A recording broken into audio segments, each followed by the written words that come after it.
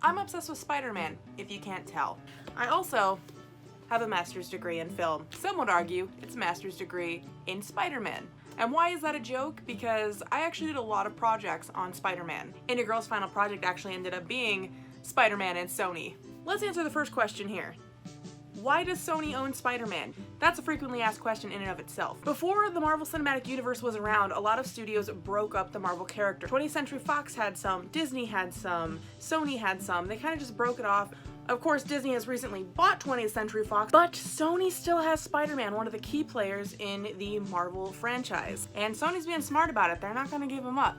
That is their main moneymaker. Basically, this video is going to be about how Sony has screwed up every single version of live-action Spider-Man up until Tom Holland. And the first two versions of Spider-Man did not fall into the MCU because they were completely owned by Sony. First, we have to become familiar with the versions that we have. First off, we have Tobey Maguire's version. Tobey Maguire's Spider-Man spanned from 2002 to 2007 with 3 films. The next version we had come into play was Andrew Garfield's version. The Amazing Spider-Man was a very short-lived franchise, only lasting for 2 years from 2012 to 2014. And then not long after Sony killed Andrew Garfield's version did they reboot into Tom Holland, which is in the MCU, which was produced alongside Disney. Now, a lot of the Spider-Man films were successful, and I mean by successful, I mean they made a shit ton of money. At this point, the most successful Spider-Man film to date is Far From Home, the one that most recently came out starring Tom Holland. The production budget was $160 million, and it made over $1.1 billion back. It goes down the line from here. I'm just gonna put it in order on this side of the screen because I don't want to go through all these numbers.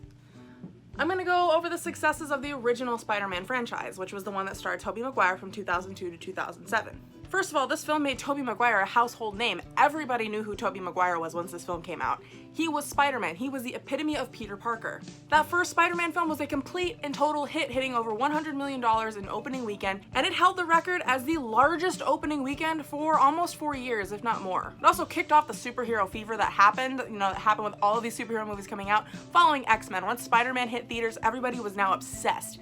And that original film generated 2 more films that followed, and all of those films were actually considered successful in the box office. Sony made a crap ton of money off of those original Spider-Man films. So now let's talk about what went wrong in the original Spider-Man franchise. Because while it was considered one of the most successful superhero franchises in the world, it's considered a failure on Sony's part. Spider-Man 3 came out, and I'm sure we all have feelings about Spider-Man 3. While Spider-Man 3 was a commercial success and Sony made a shit ton of money off of this film, it was a complete and total bomb with critics and fans. And this made everybody really dislike the third film, like to the point where they kind of boycotted Sony on it.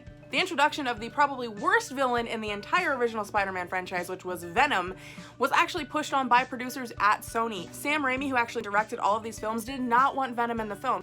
But Sony pushed it on and had Venom put into the film regardless, and had Sam Raimi rewrite the film and all of this to include Venom because they thought it would be a great thing to add in.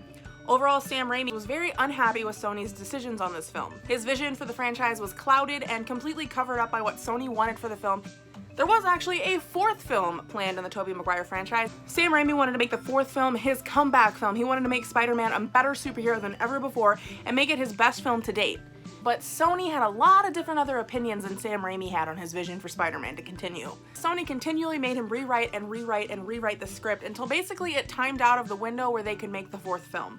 And it wasn't long before people who were on the production team, writing team, actors, found out that Sony was actually already planning to reboot the Spider-Man franchise before they even trashed the 4th film.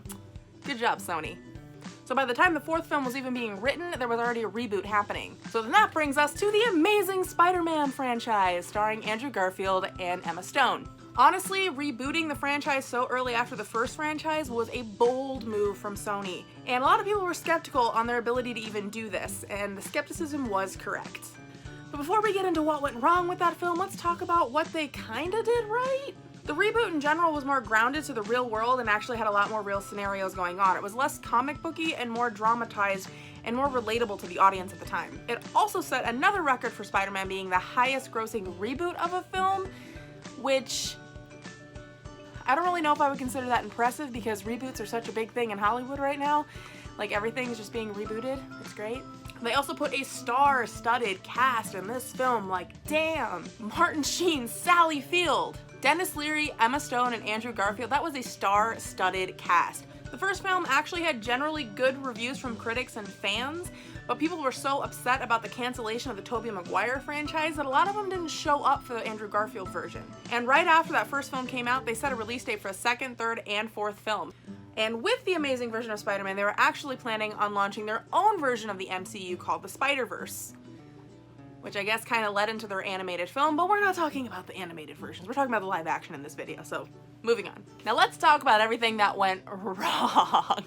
And a lot went wrong in the Andrew Garfield version, like a lot. The second film did shit with the critics and the fans. Everybody extremely disliked the second film. And I mean, having watched the second film, I had to research all this shit. I watched all the movies all over again. I understood the anger, I really did. It lacked a lot of substance because all of the characters and villains that people had issues with weren't actually in the film. They were all enemies and things that happened before the film even started, so you didn't really get to completely understand what was going on in this movie. Like, they were literally obsessing over people in the film that like didn't exist anymore, died. We had no idea who they were, but we were supposed to have some sort of emotional connection to these characters, and we didn't know who they were. It was weird. The film's plot was also a muddled mess. You had no idea what was going on. There were too many villains, it was a confusing storyline, like and overall, and I know there's some people who like the rendition of Andrew Garfield's version of Spider-Man, overall fans just didn't like it. The popular review was that he turned Peter Parker into kind of a cocky dick, and it's not entirely untrue, I mean, come on. And overall, these films just didn't do as well in the box office as the original franchise did. So once the second film was a complete and total bomb with critics and fans, it kind of put the third and fourth movie into limbo. Kinda like what happened after the third Tobey Maguire movie came out and it was a critical, like, bomb. They just didn't know what they wanted to do with the character now. And because of the uncertainty of where the third and fourth film were coming from, a lot of key creators left the film. And again, this stalling was completely on Sony's production and Sony's studio. It was all Sony being like, well, this didn't work out well, what now? And then the Sony hack happened.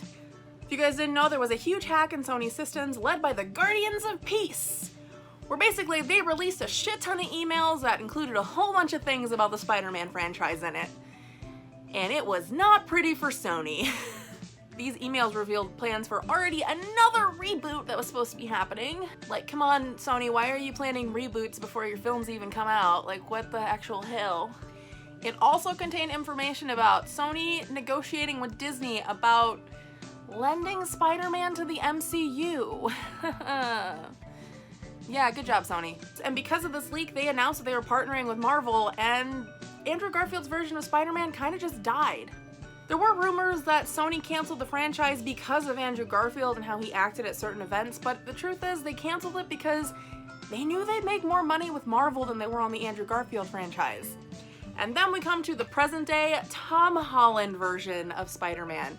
Probably one of the most beloved versions of Spider-Man to date. And Spiderman Homecoming, the first Spider-Man film in the MCU, did better than all of the other Spider-Man movies that came out, making $880 million in the box office, which was a huge hit for Sony and Disney. This also brought an age-accurate version of Peter Parker to the big screen, and because of that age, a lot of people sympathized and really fell in love with this character. Tom Holland's version brought back a lot of nostalgia for the comics, which reopened everybody's love for Spider-Man that they had in the Tobey Maguire franchise. Also, it had incredible brand recognition and trust because it was associated with the MCU and Disney and Marvel Entertainment. And when the second film came out, Far From Home, it did even better because of that brand recognition. The success of Infinity War and Endgame, of course Far From Home was going to be great, because they built up this anticipation to see what was going to happen next. So now let's get into this whole thing that's going on between Disney and Sony right now. As I stated earlier in the video, Sony basically leased Spider-Man to Disney to put him in the MCU.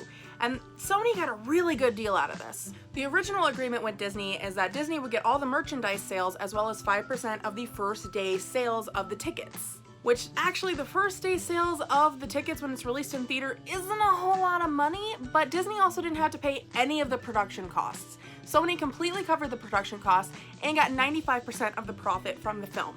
So 95% of $1.1 billion, you guys do the math on that one.